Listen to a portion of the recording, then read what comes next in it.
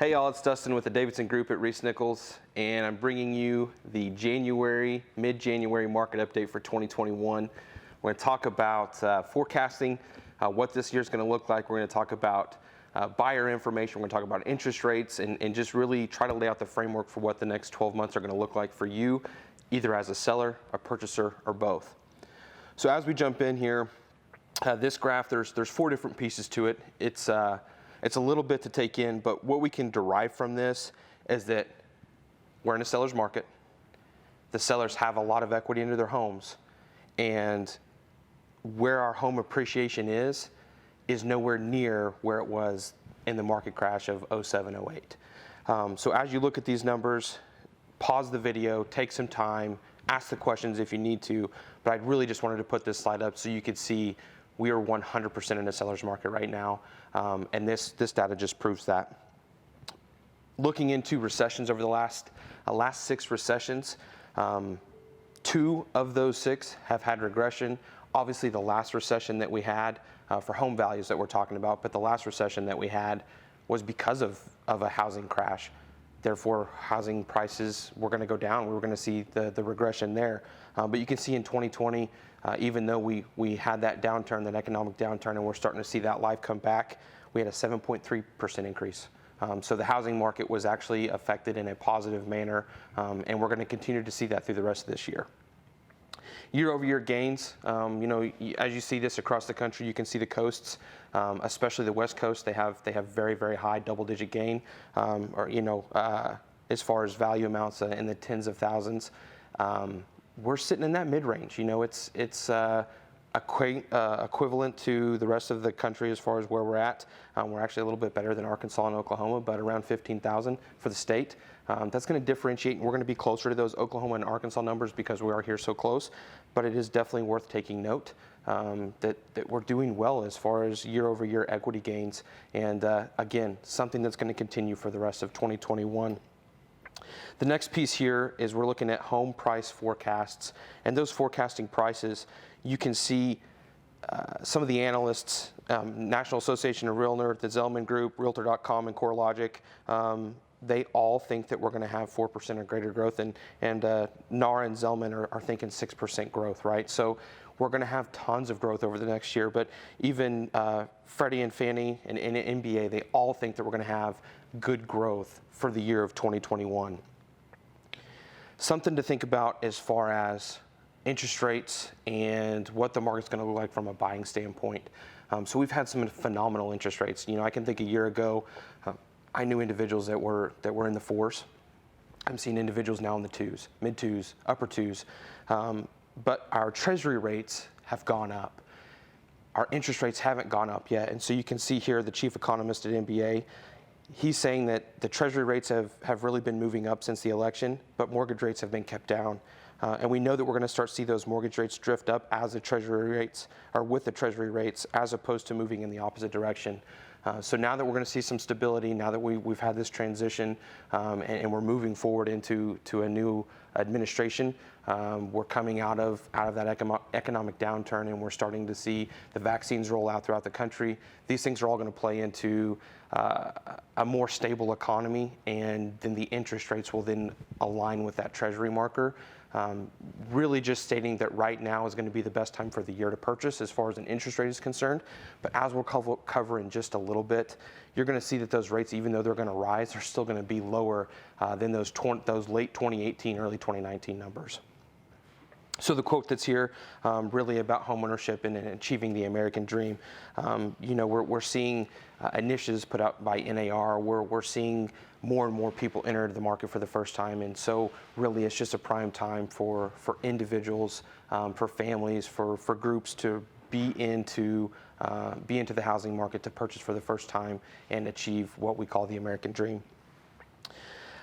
There's some statistics here. I've got some slides if you want to look at these slides in a deck, or you want to talk about them more exclusively. But really, I'm building us up to be in a position that our housing market is going to be strong through 2021.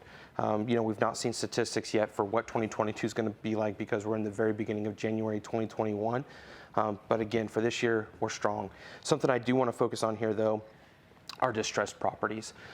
So, we had the forbearance time frame. We've had the spike in the unemployment rate, and we've seen that kind of drift down, and we're going to continue to see that drift down throughout the remainder of the year.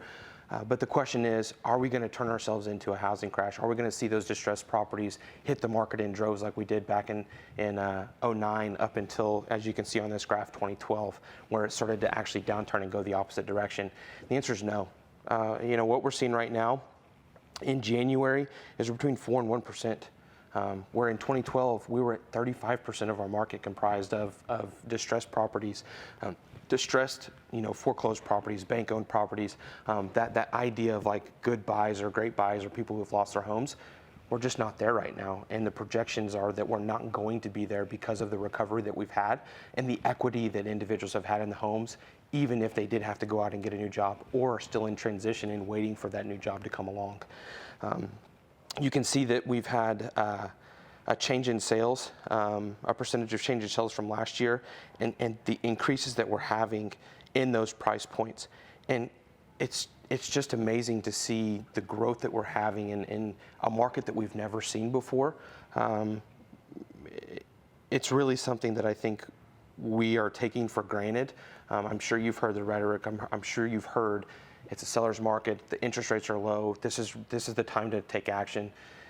If you hear that, there may be some sales in that. There may be some push in that. But truly, honestly, the information, the data that I'm seeing on a daily basis is indicating that we are in the best of the best right now. I think that best of the best is gonna continue on. But as those interest rates begin to climb, there's a slide that I wanna focus on in particular here.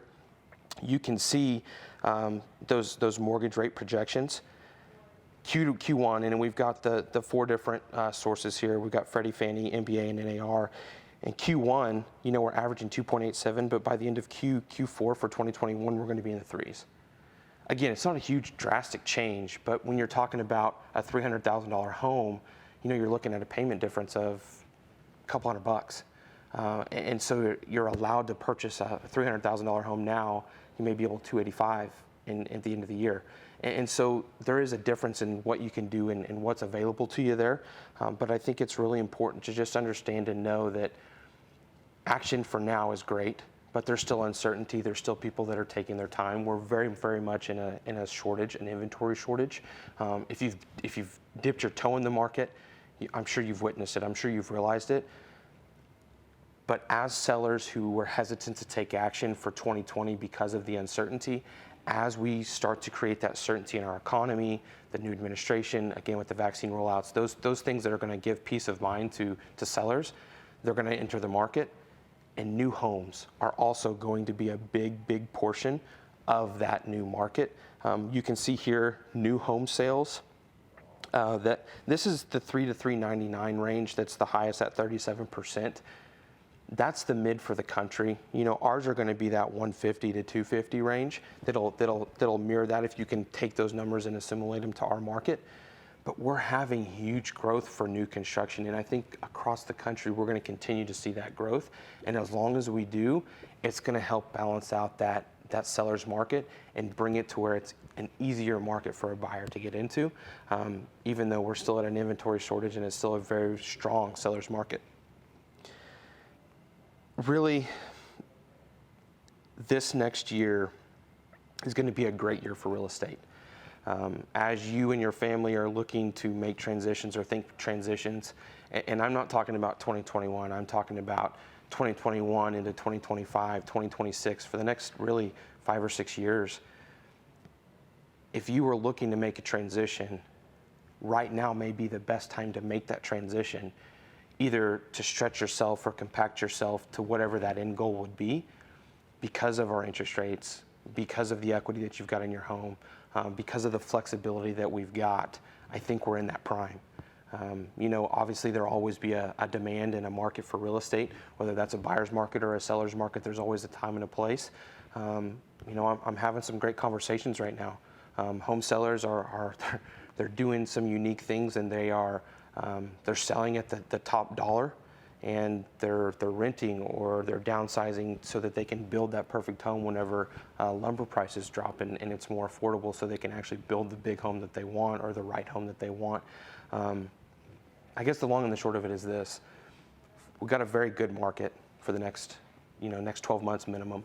And while we've got that market, if you've had any consideration about making a transition in real estate, reach out and let's have the conversation. Let's talk about what that looks like. Let's talk about timelines. Let's see if that really makes sense for you. And hopefully that, it's a good transition. But really, most of all, I'm looking forward to this next year. 2020 was a rough year for everybody in many ways. It was a blessing in many other ways. But I'm looking forward to 2021 and what it brings to us. The housing market's going to be crazy. I don't see that slowing down anytime soon. And there's a spot for you there if you want to make a transition.